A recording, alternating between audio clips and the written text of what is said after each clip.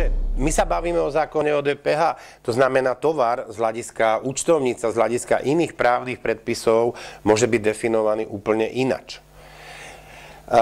Vieme teda, že predmetom dane je dodanie tovaru a dodanie tovaru my máme definované v paragrafe 8. V paragrafe 8 odseku 1 je uvedené, že dodaním tovaru je prevod práva nakladať s hmotným majetkom ako vlastník.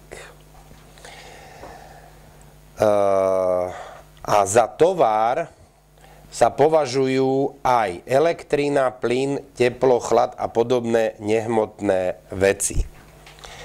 Čiže z toho, čo som povedal, za dodanie tovaru sa považuje dodanie hmotného majetku. V podstate dodaním tovaru je prevod práva nakladať s hmotným majetkom ako vlastník. Čiže tovarom môže byť iba hmotný majetok.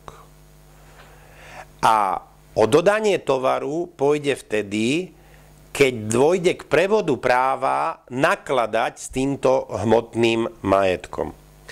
Tu musíme rozlišovať, že nemusí dôjsť k zmene vlastníckeho práva.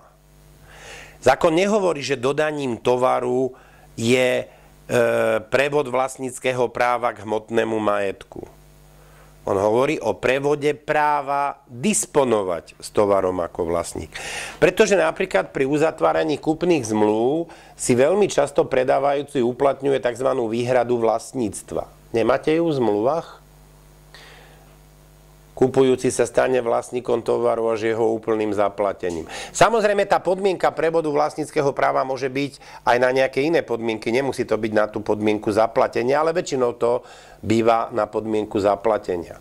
Čiže máte takúto výhradu vlastníctva v kúpnej zmluve, to znamená, a on má, ja neviem, mesiac na zaplatenie.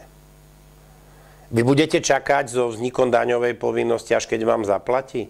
No nie, pretože on získal právo disponovať s tovarom ako vlastník, napriek tomu, že sa nestal ešte vlastníkom. Čiže z hľadiska DPH je dôležité, že nadobudol právo disponovať s tovarom ako vlastník. Lebo vy ste mu ten tovar odovzdali u vás, lebo si prišiel autom preto, alebo ste to vlastným autom zaviezli jemu a odovzdali ste mu to.